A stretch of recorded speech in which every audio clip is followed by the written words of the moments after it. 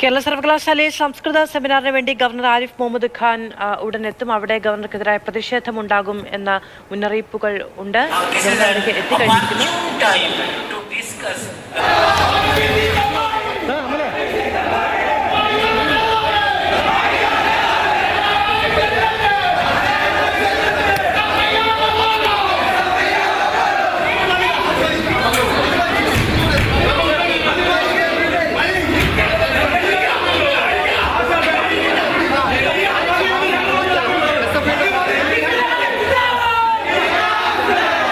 മുദ്രാവാക്യം വിളിച്ചുകൊണ്ട് SFI പ്രവർത്തകർ പ്രതിഷേധിക്കുന്നതിന്റെ ദൃശ്യങ്ങളാണ് കാണുന്നത്. വൻ പോലീസ് സന്നാഹമാണ് സ്ഥലത്തുള്ളത്.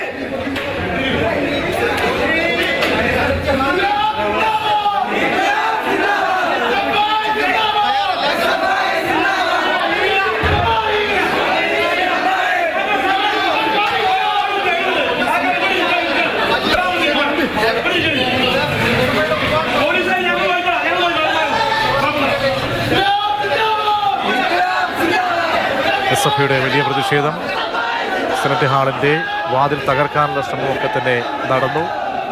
പോലീസ് ഇപ്പോൾ പ്രവർത്തകരെ പിന്തിരിപ്പിക്കാനുള്ള ശ്രമമാണ് നടത്തുന്നത്.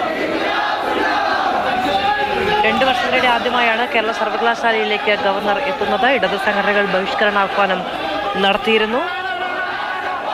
കേരള സർവകലാശാല ആസ്ഥാനത്തെ സെനറ്റ് ഹാളിൽ അന്താരാഷ്ട്ര സംസ്കൃത സെമിനാർ ഉദ്ഘാടനം ചെയ്യാൻ വേണ്ടിയാണ് ഗവർണർ എത്തുന്നത്. അവിടെയാണ് വലിയ പ്രതിഷേധവുമായി SFI എത്തുന്നത്. VC നിയമനത്തെ ചൊല്ലി ഇടത് പ്രതിഷേധം ശക്തമായിരിക്കുകയാണ്. ഇപ്പോൾ ഗവർണറുടെ സന്ദർശനമുണ്ടാകുന്നത് സംഘർഷ സാധ്യതകൾ ഒഴിവാക്കാനുള്ള തയ്യാറെടുപ്പ് പോലീസിന്റെ ഭാഗത്തുനിന്ന് ഉണ്ടാകുന്നുണ്ട്. പക്ഷേ വിദ്യാർത്ഥികൾ വലിയ പ്രക്ഷോഭമാണ്.